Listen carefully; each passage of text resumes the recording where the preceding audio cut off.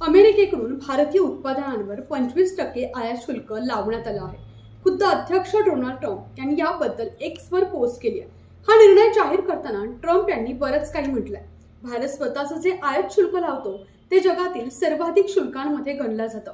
तसंच भारत रशियाकडून मोठ्या प्रमाणावर कच्चं तेल आयात करतो।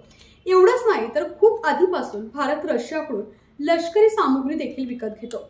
सगळं अजिबात ठीक नाही, त्यामुळे भारत 25% आयात शुल्क भरणार आणि त्या व्यतिरिक्त दंडही आकारला जाणार आणि हे वाढीव शुल्क 1 ऑगस्ट म्हणजे शुक्रवारपासून लागू होणार असल्याचं ट्रम्प यांनी जाहीर केलंय। अमेरिकेचे राष्ट्राध्यक्ष डोनाल्ड ट्रम्प यांनी पाकिस्तानशी हातमिळवणी करून भारताला मोठा धक्का दिलाय। डोनाल्ड ट्रम्प यांनी गुरुवारी सोशल मीडियाद्वारे सांगितलं की अमेरिका आणि पाकिस्तानमध्ये करार झाला आहे। या अंतर्गत दोन्ही देश तेल साठ्यांच्या विकासावर काम करतील। डोनाल्ड ट्रम्प यांनी या करारातून भारताला बाजूला केलं आहे। तेलाच्या साठवण क्षमतेबाबत अमेरिकेनं पाकिस्तानशी करार केलाय। डोनाल्ड ट्रम्प यांनी अध्यक्षपदाच्या दुसऱ्या टर्ममध्ये अमेरिकेला पुन्हा महान देश बनवण्याचा निर्णय घेतला आहे। याद्वारे डोनाल्ड ट्रम्प यांनी विविध देशांवर परस्पर शुल्क लादण्याचा निर्णय जाहीर केला होता। त्याला ट्रम्प यांनी मुदतवाढ 1 ऑगस्ट पर्यंत दिली होती। भारत आणि अमेरिका यांच्यात व्यापार कराराबाबत चर्चा सुरू होत्या, मात्र भारत आणि अमेरिका यांच्यात सहमती होत नव्हती। अखेर डोनाल्ड ट्रम्प यांनी ट्रस्ट सोशलवरून भारतावर टॅरिफ लादण्याची घोषणा केली।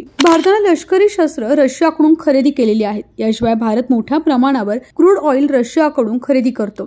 चीन नंतर भारत रशियाकडून क्रूड ऑइल खरेदी करणारा दुसरा मोठा देश आहे। रशियाच्या युक्रेनवरील कारवाईचा आधार घेत ट्रम्प भारतावर टॅरिफ आणि दंड लादण्याचा त्यांनी निर्णय घेतलाय। जर ट्रम्प यांनी लादलेला टॅरिफ 1 ऑगस्ट पासून लागू झाला तर त्याचा थेट परिणाम भारतातील अनेक व्यावसायिक क्षेत्रांवर होईल। तो कसा आणि कोणत्या क्षेत्रावर काय परिणाम होईल जाणून घेऊया। भारत हा कापड आणि वस्त्रांचा मोठा निर्यातदार आहे। अमेरिका हे बहुतेक कपडे आणि पादत्राणे भारताकडून खरेदी करते। 25% टॅरिफ आणि दंडांमुळे या वस्तू अमेरिकन बाजारपेठेत महाग होतील। याचा परिणाम भारतीय कंपन्यांच्या ऑर्डर आणि शिपमेंटवर होऊ शकतो आणि निर्यात कमी होऊ शकते। भारत हा जगातील सर्वात मोठा हिरा निर्यात करणारा देश आहे। अमेरिका भारताकडून मोठ्या प्रमाणात दागिने आणि हिरे खरेदी करते, मात्र नवीन टॅरिफ नंतर त्यांच्या किमती वाढतील। अशा परिस्थितीत अमेरिकन खरेदीदार हे भारताऐवजी इतर देशांमधून हिरे आणि दागिने मागवू शकतात। भारत हा अमेरिकेला ऑटोमोबाईल्स आणि ऑटो पार्टची देखील निर्यात करतो। स्टील आणि अॅल्युमिनियमवर आधीच 25% कर लादण्यात आलाय आणि आता 1 ऑगस्ट पासून ऑटो क्षेत्रावर 25% कर लादला जाईल, त्यामुळे त्यांची मागणी कमी होऊ शकते। भारत दरवर्षी अमेरिकेला सुमारे 14 अब्ज डॉलर्सचे मोबाईल, टेलिकॉम आणि इलेक्ट्रॉनिक उत्पादने विकतो। टॅरिफमुळे त्यांच्या किमती वाढतील